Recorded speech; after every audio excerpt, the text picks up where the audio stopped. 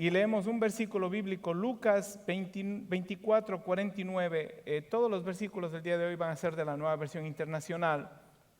Lucas 24, 49. Lo leímos al inicio de este culto. Jesús hablando dice: ahora voy a enviarles lo que ha prometido mi Padre, pero ustedes quédense en la ciudad hasta que sean revestidos del poder de lo alto. Voy a leer una vez más. Ahora voy a enviarles lo prometido de mi Padre. Jesús dice ahora, estaba a punto de partir hacia el cielo.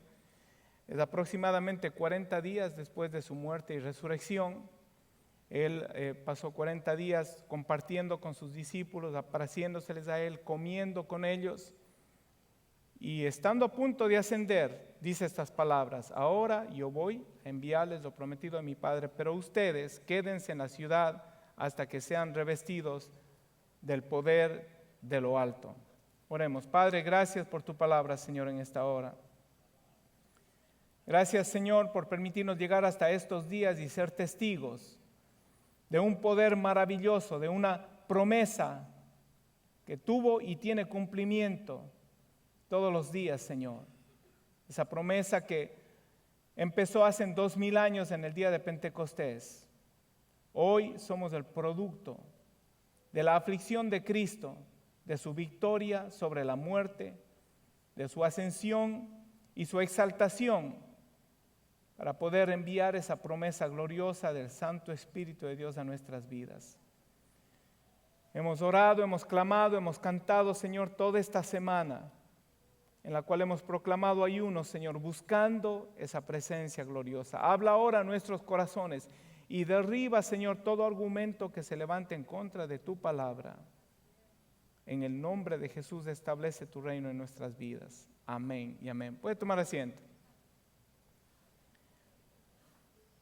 Voy a enviarles lo prometido a mi Padre, pero ustedes quédense en la ciudad hasta que sean revestidos del poder de lo alto. El bautismo del Espíritu Santo.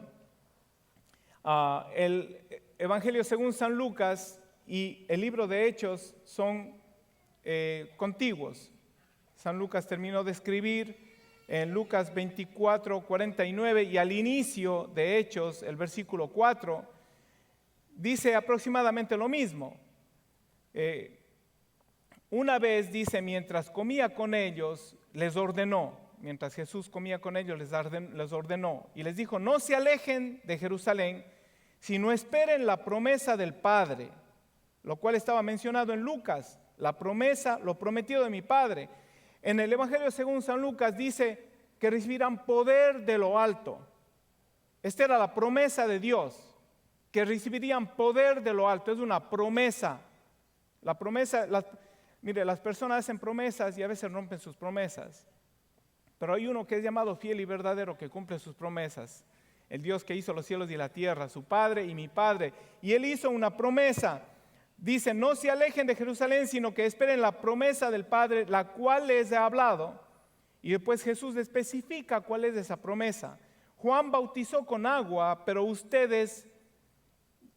dentro de pocos días ustedes serán bautizados con el Espíritu Santo. Esta es la promesa del Padre. Esta es la promesa del Padre. Amén. Mientras meditaba en esto, se me ocurrió una simple ilustración y creo que puede servir de inspiración. Cuando una esponja es pesada o liviana. Es liviana, ¿verdad? Bautizo quiere decir ser sumergido o ser completamente abrumado o mojado. Cuando usted coge una esponja que es liviana y usted la sumerge en agua, cuando le saca del agua, ¿la esponja está más pesada o más liviana? Más pesada. Si es que nosotros le fuéramos a sacar el peso del agua y el peso de la esponja y compararíamos, ¿cuál es más pesado? El agua que sale de la esponja, ¿verdad que sí?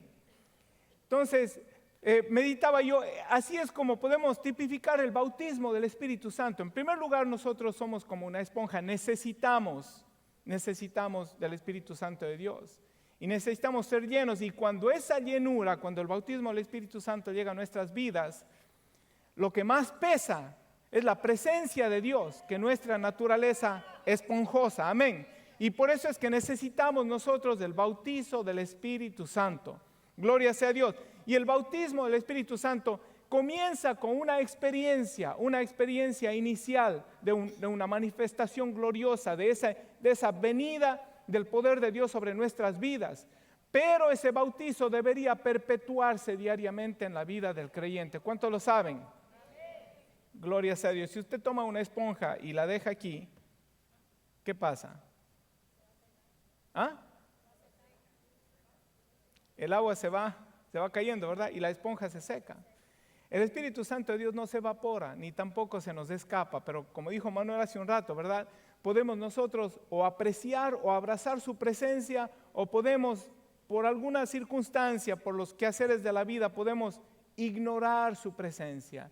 Y el Espíritu Santo de Dios, y Dios es tan caballero, que Él no se impone a hacer presencia en su vida. Usted tiene que anhelarlo, usted tiene que buscarlo, usted tiene que desearlo, usted tiene que pedirlo. ¿Cuántos lo saben? A propósito, ¿cuántos han sido bendecidos con esta semana de ayuno? Wow, qué poquitos que ayunaron. Bueno, le digo, el día lunes yo me sentí contento, tuvimos un grupito de personas bastante bueno en el cuarto 236. El día martes esa alegría se me tornó medio que en tristeza porque no habían muchos.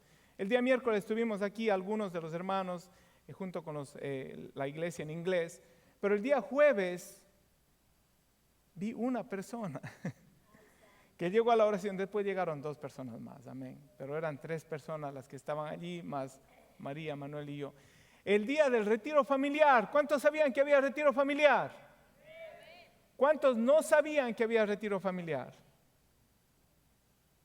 Amén. Vamos a tener que informarles más efectivamente. Los brochures que se reparten al inicio del mes tienen esa información. También la semana pasada hicimos hincapié en eso.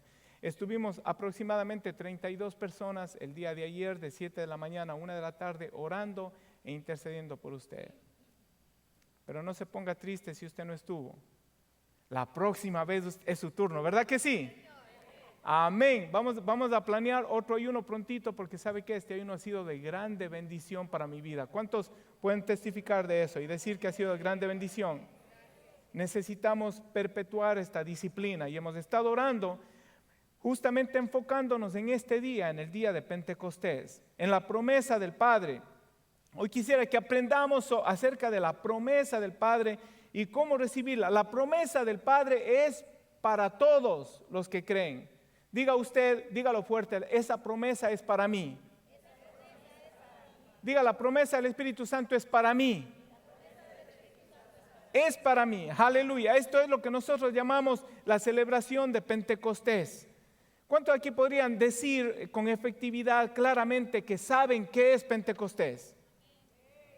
Hoy vamos a estudiar qué es Pentecostés. Y si usted sabe lo que es Pentecostés, es el cumplimiento de una promesa. ¿Usted ha recibido ya esa promesa? ¿Ha recibido usted ya esa promesa? Levante la mano, aquí no hay que tener vergüenza de nada. Aquí todos somos hermanos, somos una familia, ¿verdad? Si usted ya ha recibido esa promesa, levante la mano. Yo no voy a ver, nadie le está viendo también. Si usted no ha recibido esa promesa y usted la está buscando y la está anhelando, levante esa mano. Si no la levantó al principio, tenía que levantarla ahora. O es de los que ya recibió, o es de los que no ha recibido y la está anhelando, la está buscando fervientemente. Si no ha recibido la promesa del Espíritu Santo, le pregunto, ¿por qué usted no la ha recibido todavía?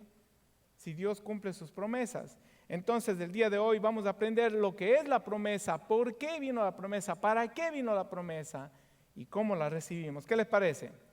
Amén. ¿Qué es la promesa? Definición: la palabra Pentecostés habla de una fiesta, la fiesta de Pentecostés, una de las 7 fiestas judías tradicionales, parte de las 3 fiestas principales junto a la Pascua que celebramos hace 50 días, y junto a la fiesta de los tabernáculos. Eran las 3 fiestas principales. Todas estas festividades fueron establecidas por Dios. Se le llamaba también, escuche esto, la fiesta de la siega o de la cosecha. La fiesta de la cosecha se le llamaba también la fiesta de los primeros frutos o las fiestas de las semanas. Y se le llamaba la fiesta de las semanas porque después de la Pascua, ¿no? 7 semanas después de la Pascua, 7 semanas después de que el pueblo de Israel celebró la Pascua y salieron de Egipto. 7 semanas después, Dios estableció esta festividad. 7 semanas equivalen a 50 días. Usted dice, pastor, son 49. Sí, pero si usted cuenta desde el día de la Pascua, entonces ese día cuenta como el día 50º. ¿Me explico? Si usted cuenta de hoy domingo hasta el próximo domingo, usted dice hay 7 días, pero si usted comienza a contar desde hoy, domingo, lunes, martes, miércoles, jueves, viernes, sábado y domingo, al próximo domingo son 8 días, más 42 de las próximas 6 semanas, entonces son 50 días. Y esto es lo que significa 50 días. Pentecostés significa 50 o significa 50º, derivado del número 5, pentecostal, pentágono, quiere decir una forma geométrica de 5 lados, ¿verdad que sí? Entonces, pentecostal implica 50 o 50º. Y el número 5 en la Biblia simboliza gracia. El número 5 en la Biblia simboliza o representa gracia. También se celebraba el día de Pentecostés, o parte del inicio de esta celebración era la entrega del Torah en el Sinaí. Se le reconoce como Torah a los 5 primeros libros de la Biblia, o se le reconoce también como la ley de Jehová, la ley de Dios. Dios estableció, o Dios reveló su carácter, reveló su santidad, reveló la forma en que el hombre podía o debería conducirse para que esté bien con Dios. Y esta ley fueron grabadas en piedra en el Sinaí a través del ministerio de Moisés. Entonces se podría decir que el establecimiento del Torah o del establecimiento de la ley que inició esta festividad de Pentecostés fue una manifestación de la gracia divina. Ahora usted va a decir, o la ley o la gracia, son dos cosas diferentes. ¿Sabe por qué le llaman la gracia? ¿Por qué le llaman la gracia divina? Porque Dios no nos dejó desamparados, aunque el hombre y sus pensamientos y su conducta humana y su naturaleza iban de continuo al mal. Dios expresó y grabó en esas tablas de piedra su naturaleza, expresó su santidad, sus demandas. Aunque esta era una ley, la Biblia dice que la ley es el ayo, es el tutor que nos trajo a los pies de Cristo. Sin ley no hay conocimiento de pecado. Si no hubiera la ley de Dios, si no hubiera el Torah, si no hubiera esta revelación divina que Dios dio en el Sinaí, nosotros no sabríamos qué es pecado y qué no es pecado. Entonces ahí comienza la manifestación de la gracia divina, expresando la ley, manifestando su naturaleza santa para que nosotros pudiéramos entender cómo es Dios, y esa ley nos trae a los pies de Cristo. Y ahí encontramos, ahí viene el cumplimiento de la gracia divina cuando venimos al conocimiento del Salvador Jesucristo. Amén. Gloria sea a Dios. Este acontecimiento apuntaba hacia un día especial, apuntaba hacia el día de la promesa, en el que la promesa del Padre sería manifestada. Vuelvo a decir, esta fue el inicio de la expresión de la gracia divina.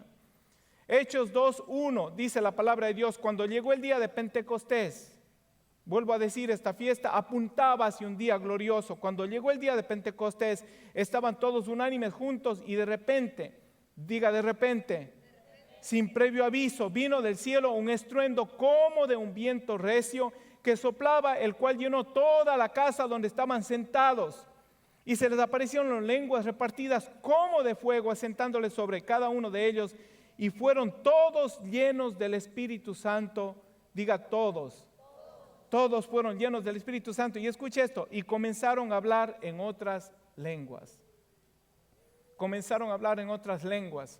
Usted tiene que venir los días miércoles, en el cual podemos explicarle más enfáticamente cómo se dio este maravilloso acontecimiento. Pero en Asambleas de Dios, nuestro concilio, nuestra organización, que tuvo su inicio en el 1906 con una revisitación, con un reavivamiento del día de Pentecostés, fue que se dio en la calle Azusa, en California, en Los Ángeles.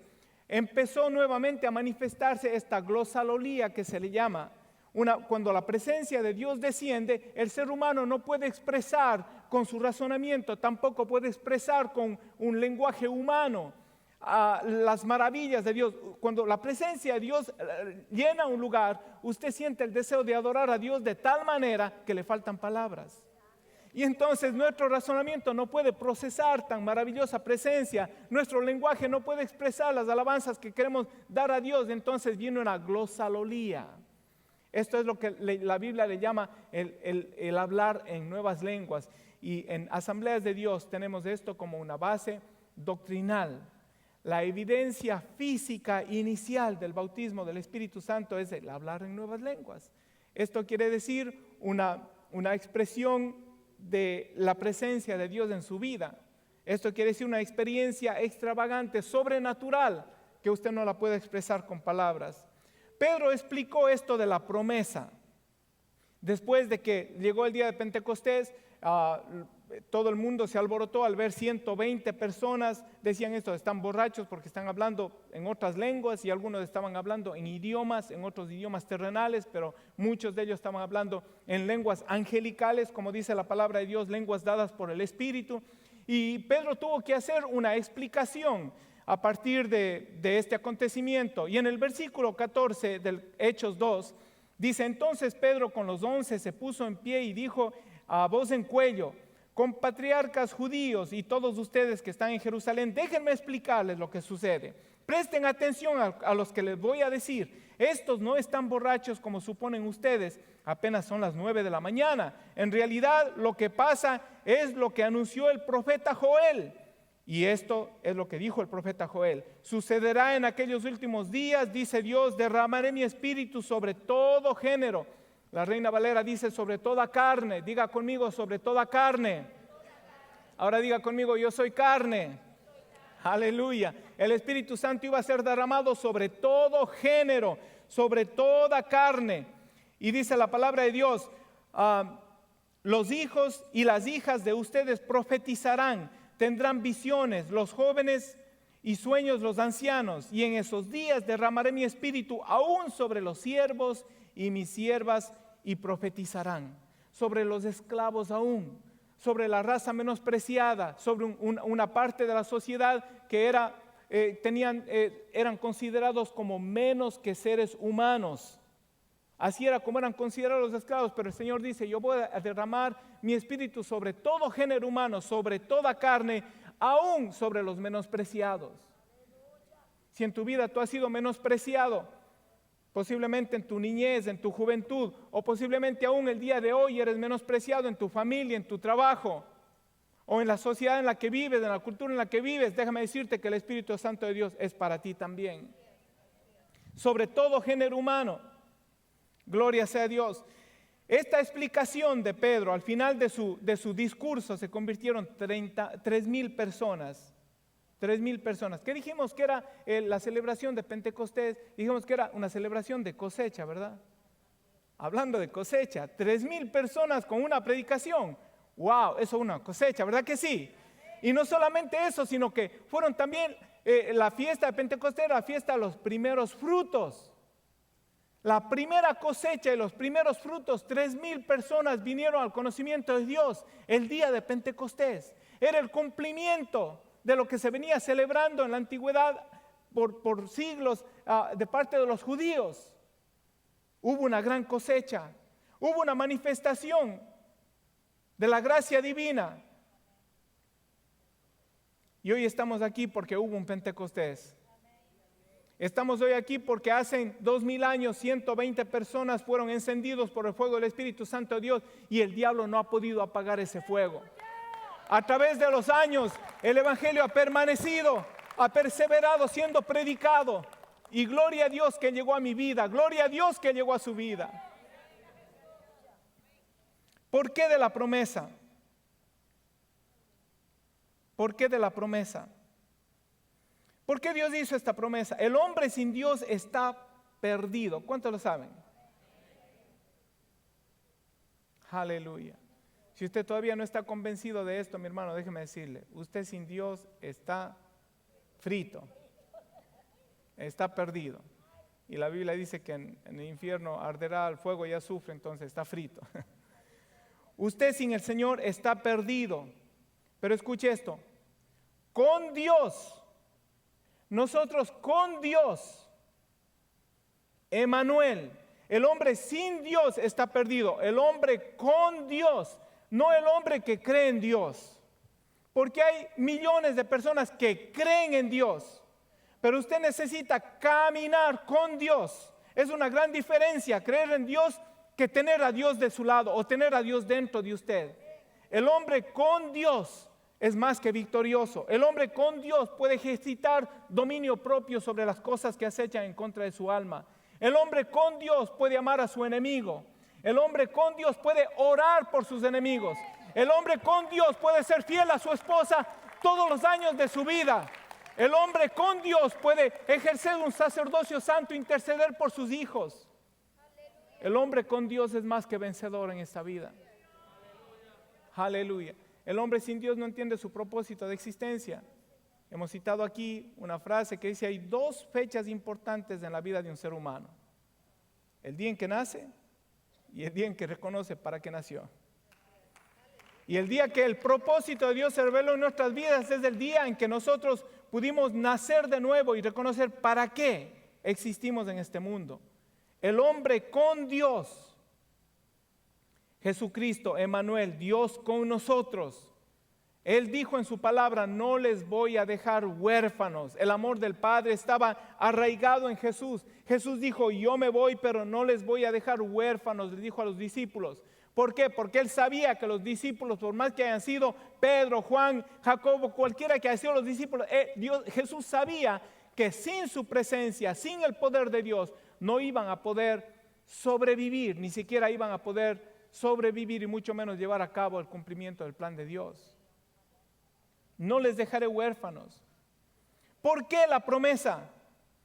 Ezequiel 11:19. Sabe que la Biblia es un solo tema. La Biblia no tiene dos temas, tiene un solo tema: el amor de Dios, la redención del ser humano. El personaje principal de la Biblia, Jesucristo. ¿Verdad que sí? Un solo tema. En Ezequiel 11:19, Dios hablando dice, sabiendo la condición del hombre, sabiendo la condición del ser humano sin Dios, dice: les daré integridad de corazón.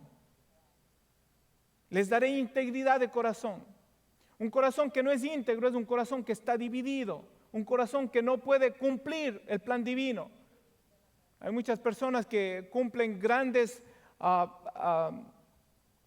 logros, logran hacer grandes empresas en esta vida, millones y empresas de billones de dólares, pero con todos los billones de dólares que puedan alcanzar, con toda la fama que puedan lograr, no pueden ni siquiera salvar su propia alma, mucho menos ser portadores de vida para rescatar a otros de las garras del infierno. Pero a usted le ha sido concedido ese don. Gloria sea a Dios. Les daré integridad de corazón. La presencia de Dios en nuestras vidas trae integridad de corazón, un solo corazón, con una visión, con un propósito. Y dice: y pondré un espíritu nuevo dentro de ellos. El hombre, el ser humano necesita ser renovado, necesita un espíritu nuevo. Y continúa diciendo: les quitaré su terco corazón de piedra. Yo no sé de usted, pero yo tenía un terco corazón de piedra. Si no me cree, pregúntele a María. Tenía un terco corazón de piedra. Y les daré un corazón tierno y receptivo. Esta es la promesa de Dios. Les daré un corazón tierno y receptivo para que obedezcan mis decretos y ordenanzas. En otras palabras, sin un corazón tierno y receptivo no podemos obedecer a Dios. Ni siquiera podemos conocerle a Dios.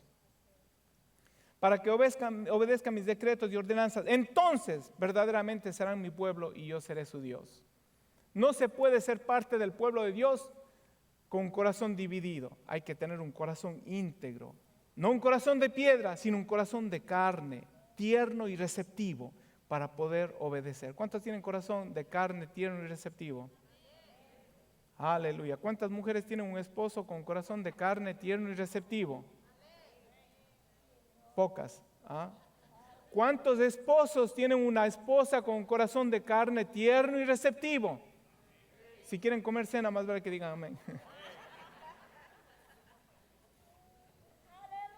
No hay cómo tener un corazón de carne tierno y receptivo. 25 años de mi vida yo viví con un corazón terco, un corazón de piedra. Amaba a María, pero mi mente estaba en otro lugar, en otro lado. cuando el Señor llegó a mi vida y transformó mi ser.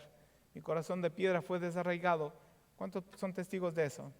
¿Cuántos han recibido un corazón nuevo? Gloria sea a Dios. Jeremías nos habla también del porqué de esta promesa. Jeremías 31:33. Dice, este es el pacto que después de aquel tiempo haré con el pueblo de Israel, afirma el Señor. En el pueblo de Israel estamos tipificados usted y yo. Pondré mi ley en su mente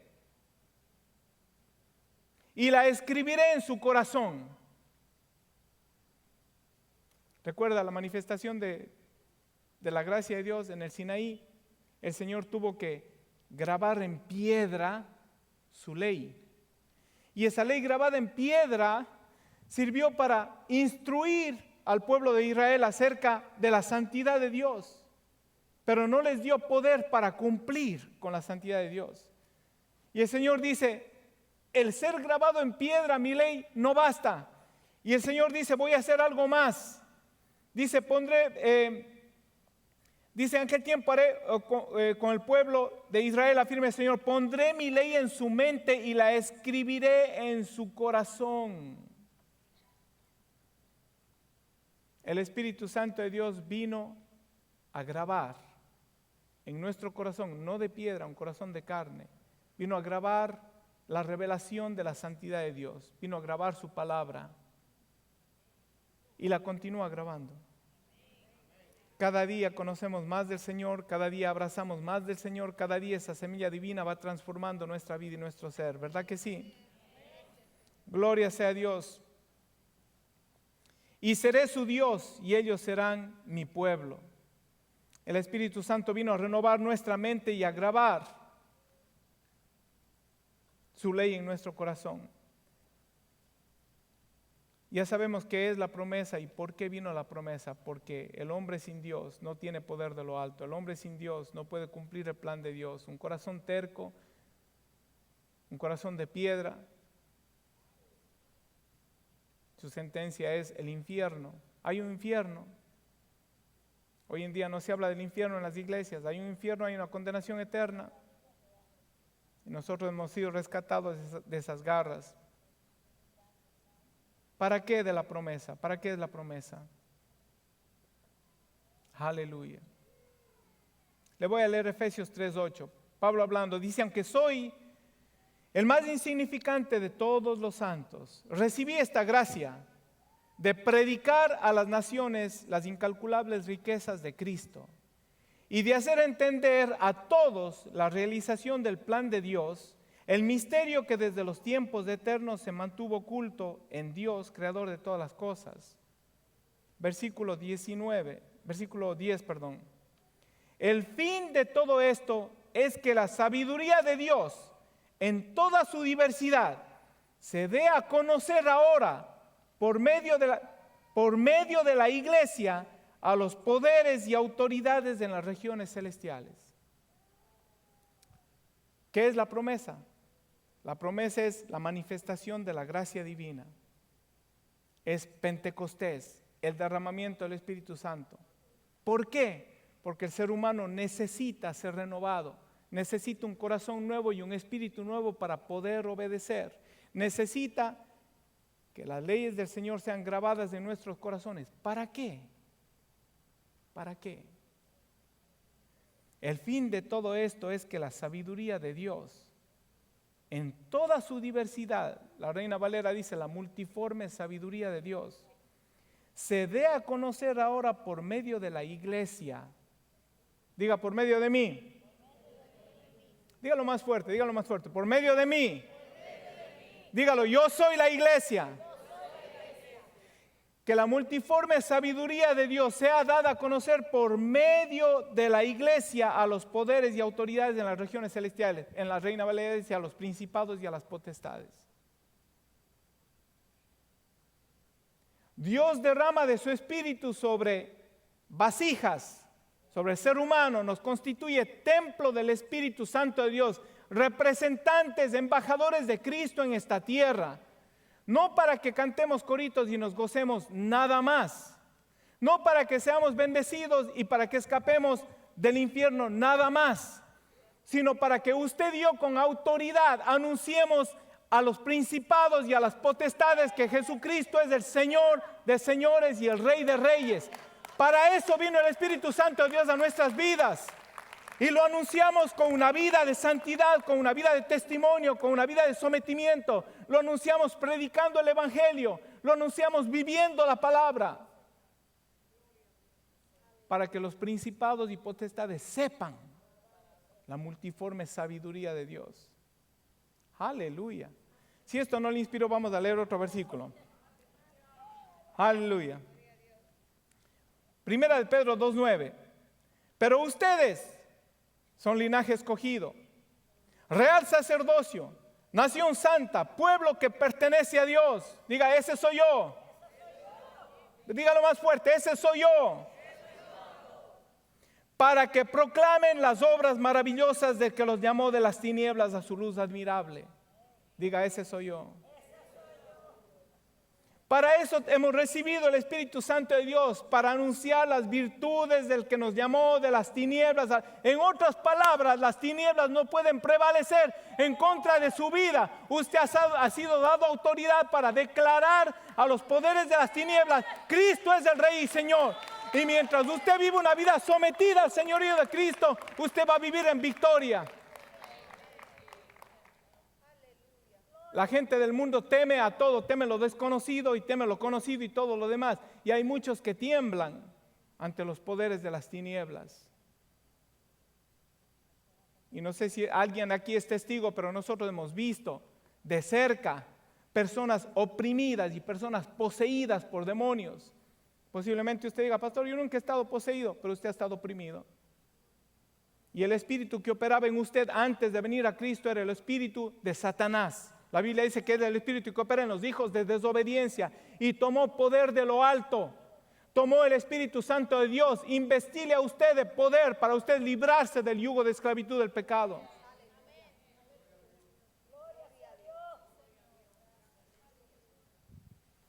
He escuchado varias historias y he sido testigo de varios casos de personas que han sido oprimidas y poseídas por un demonio. Porque en su vida pasada o en su vida pasada, me refiero antes de Cristo, ¿verdad? No es que no creemos en la reencarnación, pero en su vida anterior a Cristo o en su vida presente aún, creían o creen y consultan a los brujos, a los adivinos y a los que leen la bolita de cristal y la mano y las cartas y el té y ¿qué más leen? Leen la taza, ¿qué más leen? Aleluya, el humo, leen de todo, ¿verdad? Aleluya, pero no leen la palabra de Dios, en la cual hay libertad, en la cual hay poder. No leen la palabra de Dios que nos hace libres, en la que tiene la verdad. Y el poder de las tinieblas, mi hermano, es real. Es real. Y si usted no lo sabía, entérese hoy. ¿Qué comunión pueden tener las tinieblas con la luz? Usted no necesita leer el horóscopo. Ouch. ¿Alguien dijo ouch? No. Usted no necesita leerlo. Usted no necesita ir a consultar acerca de su futuro. Su futuro está en las manos de Dios, ¿verdad que sí, Blanquita? Mi futuro está en las manos de Dios. Usted no necesita consultar qué habrá cuál es mi porvenir. Mi porvenir es bendición. Dios ha declarado bendición sobre su vida y no hay quien le haga cambiar de idea. Para eso el Señor envió poder de lo alto, para investirnos del Espíritu Santo de Dios. ¿Para qué? Para grabar su ley en nuestros corazones. Le pertenecemos a Él. Tenemos el sello de Dios en nuestra vida, la firma de Dios en nuestra vida. Somos posesión de Dios, templo del Espíritu Santo de Dios. Anunciamos a las tinieblas que Cristo es Rey. No dejamos que las tinieblas dicten nuestro porvenir. Es más, con el poder de Dios, usted y yo rompemos conjuros que han sido dados sobre nuestras vidas y posiblemente sobre nuestros hijos o posiblemente sobre nuestros abuelos. Se pudre el yugo en el nombre de Jesús. Aleluya. Para anunciar las virtudes de aquel que nos llamó de las tinieblas a su luz admirable. Ustedes que ni siquiera eran pueblo, pero ahora son pueblo de Dios. Antes no habían recibido misericordia, ahora la han recibido. Somos llamados a dar a conocer a Dios en este mundo. Y ya no andamos en tinieblas. Y antes no habíamos recibido misericordia, mas ahora la Biblia dice ninguna condenación hay para los que están en Cristo Jesús. En el retiro de caballeros escuchamos un testimonio interesante. Pastor Moleiro nos ministró.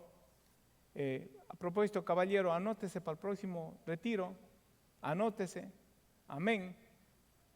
Viene de aquí a un año, pero anótese, haga la decisión. Pero dio este testimonio el pastor Moleiro de un predicador, un pastor, que había un demonio manifestándose, una persona poseída por un demonio, y esta persona, el predicador, no estaba viviendo tan bien, tenía algunas fallas. Todos tenemos fallas, ¿verdad que sí? Y parece que el diablo sabía su debilidad, y su debilidad en sí no eran sus fallas, su debilidad es que no había reconocido el poder del pacto, de la sangre de Jesucristo. ¿Ok? Y quiso reprender al demonio, y el demonio le vio y le dijo: si tú eres un mentiroso, si tú eres un ambicioso, lo que sea. Y la persona se fue derrotado, no pudo echarle fuera al demonio y le avergonzó. Estando caminando, el Señor le llama la atención, le dice: detente, recuerda el pacto de sangre. Aleluya. La sangre de Cristo tiene poder. La sangre de Cristo tiene poder. Somos justificados por la fe. Por la fe justificados. Tenemos paz para con Dios. Vuélvete, dice, y reclama el pacto de sangre sobre tu vida. Regresó y dijo: Satanás, eres un mentiroso. La sangre de Cristo me limpió y me limpia de todo pecado. Por eso nosotros podemos mes tras mes celebrar aquí la Santa Cena como personas que somos dignos, no por nuestras obras, sino por el poder de la sangre de Cristo. Fallamos de pensamiento, palabra, obra y omisión, pero tenemos un pacto sellado con la sangre del Cordero. Clamamos y decimos: Padre, perdóname. El perdón de Dios está automáticamente, instantáneamente sobre nuestras vidas, y podemos caminar en victoria una vez más. Amén. Gloria sea a Dios. Ninguna condenación hay para los que están en Cristo Jesús. Ninguna condenación hay para los que han venido a ser vasijas del poder de lo alto, para los que han venido a ser recipientes del Espíritu Santo de Dios. Ninguna condenación hay para los que están llamados a anunciar las virtudes de aquel que nos llamó de las tinieblas a la luz, y de dar a conocer a los principados y potestades que Cristo es el Rey. Ninguna condenación. Aleluya. Y si todavía no está convencido, ¿para qué? El Señor nos ungió. Hechos 2:32 le voy a leer. Está hablando a Pedro también. Dice: a este Jesús Dios lo resucitó, y de ello todos nosotros somos testigos. Exaltado por el poder de Dios, y habiendo recibido del Padre el Espíritu Santo prometido.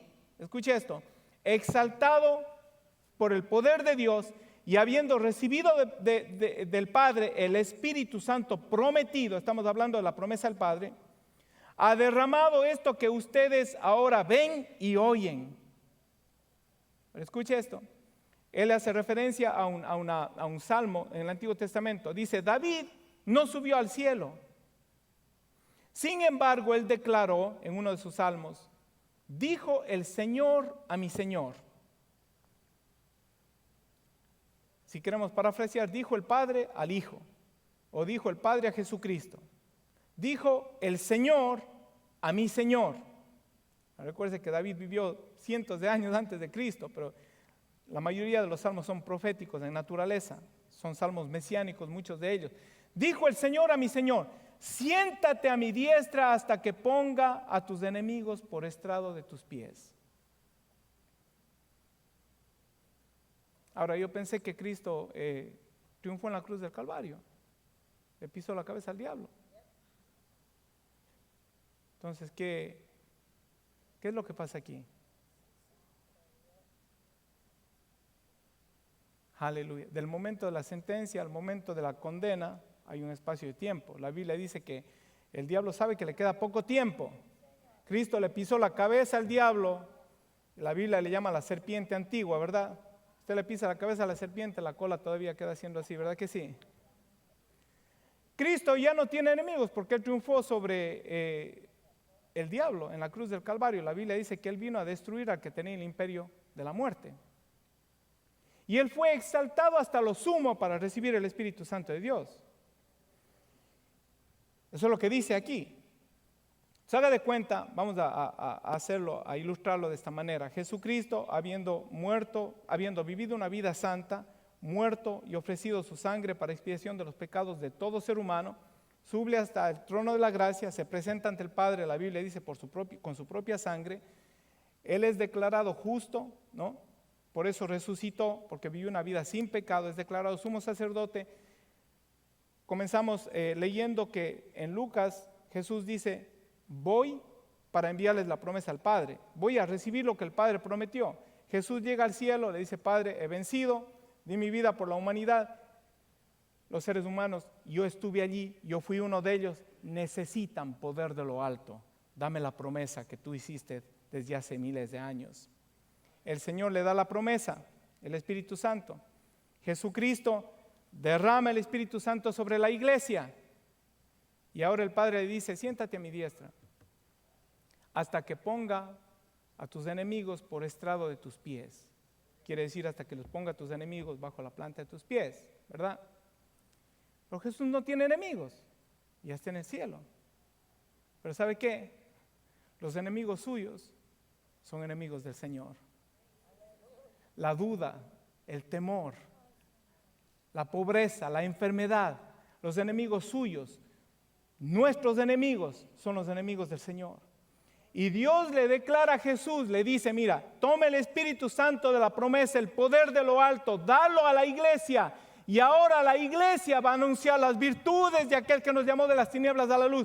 Ahora la iglesia va a anunciar a los principados y a las potestades que Jesucristo es el Rey de reyes y Señor de señores. Ahora la iglesia va a hollar serpientes y escorpiones. Ahora la iglesia, con el poder del Espíritu Santo de Dios, va a poner por estrado de tus pies al temor, a la duda, al pecado, a la ansiedad, a todo lo que viene a destruir tu vida, a todo lo que viene a destruir tus finanzas, tu familia, tu matrimonio. Tú tienes el poder, con el poder de lo alto, con el Espíritu Santo de Dios. Es la sentencia del Padre. Jesucristo, siéntate, tú terminaste. Ahora es el tiempo de la iglesia, de declarar a los principados y potestades que tú eres el Rey. Ahora le toca a la iglesia hollar serpientes y escorpiones. ¿Estás tú viviendo en ese poder y en esa autoridad? ¿Estás tú viviendo en ese poder y en esa autoridad? Aleluya. Lucas 4:18. El Espíritu del Señor está sobre mí. Jesús hablando, cumpliendo la profecía de Isaías 61. Y esta debería ser la oración de la iglesia, de cada uno de nosotros. El Espíritu del Señor está sobre mí. ¿Cuántos dicen? El Espíritu del Señor está sobre mí. Dígalo fuerte, porque ni yo le creo. Esto tiene que oírlo el diablo. El Espíritu del Señor está sobre mí. Aleluya. El Espíritu del Señor está sobre mí, por cuanto me ha ungido para dar buenas nuevas a los pobres, para romper el espíritu de pobreza, de miseria, la maldición de pobreza.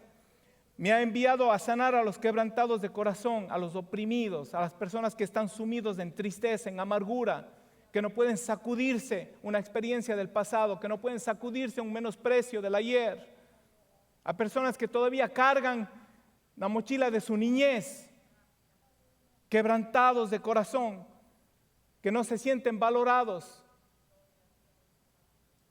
A pregonar libertad a los cautivos, mentes cautivas, con complejos, porque no han podido ver que somos creados a imagen y semejanza de Dios, y que el amor de Dios es tan y tan maravilloso sobre nuestras vidas, que hemos sido adoptados como hijos, que Dios nos ha redimido de la maldición del pecado. Libertad a los cautivos, dar vista a los ciegos, abrirnos los ojos a un mundo espiritual que es una gran realidad.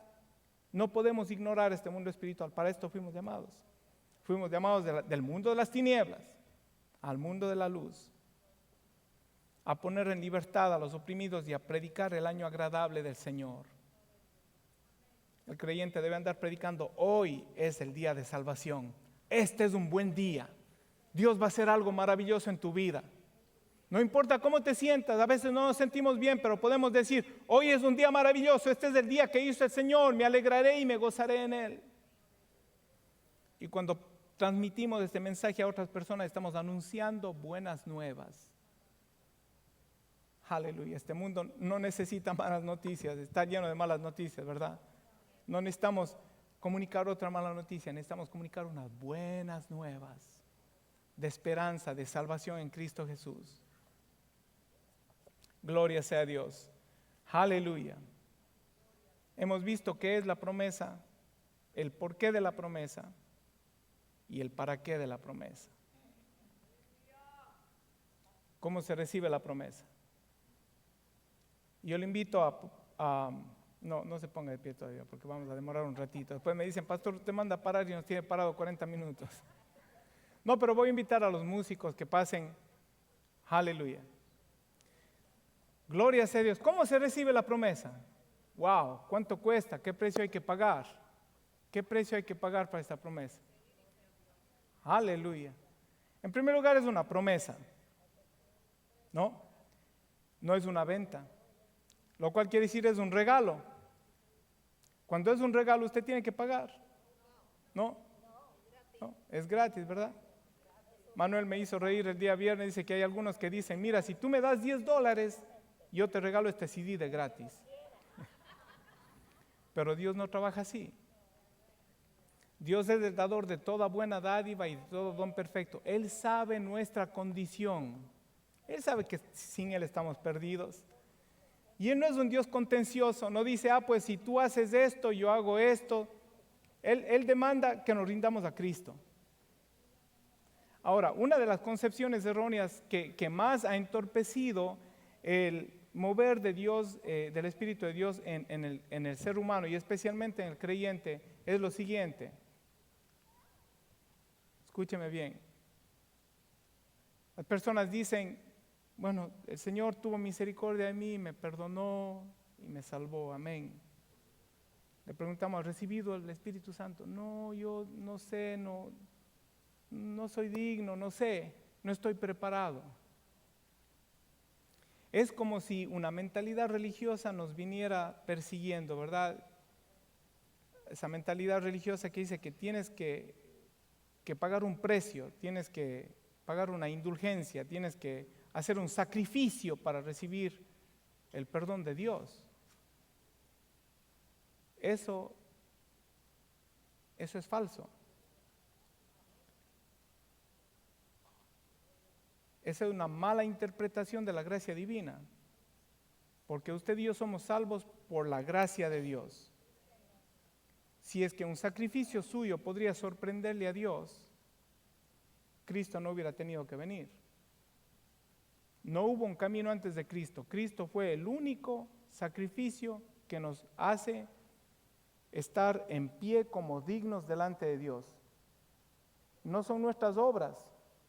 Ahora, el que se ha rendido a Cristo hace buenas obras porque ahora Cristo es su Señor, porque ahora tiene la palabra de Dios grabada en su corazón. ¿Tenemos luchas? Seguro que tenemos luchas. ¿Erramos? Seguro que erramos. ¿Levantamos la voz a veces sin querer? ¡Claro que sí! Pero no lo haga en casa, ¿verdad? Y no lo haga con su mujer, no lo haga con su mujer, le recomiendo. Especialmente si su mujer es boricua, no.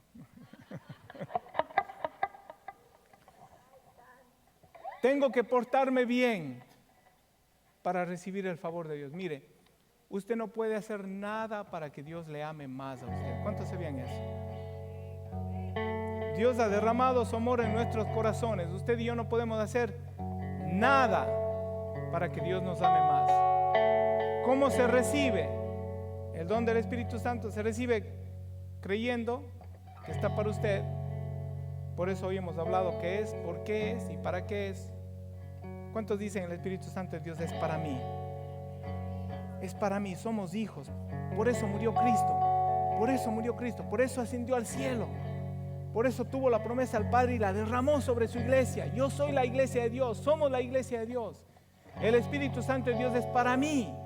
Y Dios quiere que yo sea lleno del Espíritu Santo de Dios. ¿Cómo se recibe? Creyéndolo y pidiéndolo. Pero también le voy a leer 2 o 3 versículos bíblicos para que usted vea el patrón bíblico de cómo se recibe. Primero, Hechos 2:38 dice: arrepiéntense y bautícense cada uno en el nombre de Jesús para el perdón de pecados y recibirán el don del Espíritu Santo. Lo que hay que hacer es arrepentirse y convertirse. Ok. Hechos 8:14 nos habla de que Felipe estaba predicando en Samaria y llega a los oídos de Juan de que Felipe estaba predicando en Samaria y de que la gente estaba recibiendo al Señor. Dice: cuando los apóstoles que estaban en Jerusalén se enteraron de que los samaritanos habían aceptado la palabra de Dios, les enviaron a Pedro y a Juan. Ellos, al llegar, escuche esto, oraron por ellos para que recibiesen el Espíritu Santo. ¿Cuál es el patrón bíblico? Alguien tiene que orar por usted. No diga que tiene que orar Pedro y Juan, porque si Pedro y Juan hubieran tenido que orar por mí para recibir el Espíritu Santo, yo estuviera frito. Pedro y Juan ya están en la historia. En Pedro y en Juan están representados los creyentes, están representados las personas de las que Dios ha constituido por ministros. ¿Ok? Y también está representado usted. Usted puede orar por alguien para que reciba el don del Espíritu Santo. Orando por ellos para que recibieran el Espíritu Santo, porque el Espíritu Santo aún no había descendido sobre ninguno de ellos. La gente había creído, se había arrepentido, se habían bautizado, pero todavía el Espíritu Santo no había venido sobre ninguno de ellos. Solamente habían sido bautizados en el nombre de Jesús. Entonces Pedro y Juan les impusieron las manos y ellos recibieron el Espíritu Santo. Creer, pedirlo, que alguien ore por usted y que le imponga las manos. Ahora, escuche lo que yo siempre digo: esta plataforma no tiene nada de místico ni nada de mágico. ¿Ok? Las manos de los que van a orar por usted no tienen nada de diferente a las manos de un ser humano. Es el Espíritu Santo de Dios, del patrón bíblico. Es el empoderamiento de Dios sobre la vida de los creyentes lo que nos lleva a poder cumplir con el plan de Dios. El que bautiza es Dios, el que bautiza es Jesucristo, el que bautiza es del Espíritu Santo de Dios. Y esa ha sido una promesa dada del Padre para todos los que creen, todos los que necesitan de ese Espíritu para que podamos cumplir el plan de Dios. Aconteció, Hechos 19:1, aconteció entre tanto que Apolo estaba en Corintio, Pablo, después de recorrer las regiones superiores, vino a Éfeso y hallando ciertos discípulos, ya eran discípulos, les dijo: ¿recibiste el Espíritu Santo cuando creíste? Ellos le dijeron: ni siquiera hemos oído si hay Espíritu Santo. Entonces dijo: ¿en qué fuisteis bautizados? Ellos dijeron: el bautismo de Juan. Dijo Pablo: Juan bautizó con el bautismo de arrepentimiento, diciendo que el pueblo creyese en aquel que vendría después de él, esto es Jesucristo. Cuando oyeron esto, fueron bautizados en el nombre del Señor Jesús, y habiéndoles impuesto Pablo las manos, vino sobre ellos el Espíritu Santo y hablaban en lenguas y profetizaban. ¿Qué es la promesa del Padre? La gracia divina, poder de Dios. ¿Por qué? Porque lo necesitamos. Sin Él no podemos vivir una vida agradable a Dios. ¿Para qué?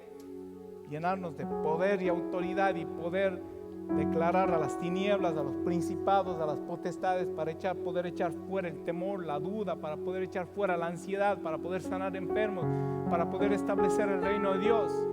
¿Cómo se recibe? Pidiéndolo, creyendo y pidiéndolo. Que alguien ore por usted y que ore por usted imponiendo las manos. Es el patrón bíblico. Amén. Vamos a cantar una canción. Ven, Espíritu de Barak. Vamos a cantar esa canción, por favor. Amén. Ok, escuche esto. De aquí a 5 minutos vamos a estar listos para orar por todos los que están sedientos. Aleluya. ¿Cuántos dicen ese soy yo? Y recuerde, no ponga su mirada en el hombre. Dios está aquí. ¿Cuántos lo creen? Yo creo que Dios está aquí. Si lo cree, empiece a pedirlo ahora. Hay que creer, pedirlo, orar, imponer las manos. Póngase de pie en esta hora. Aleluya.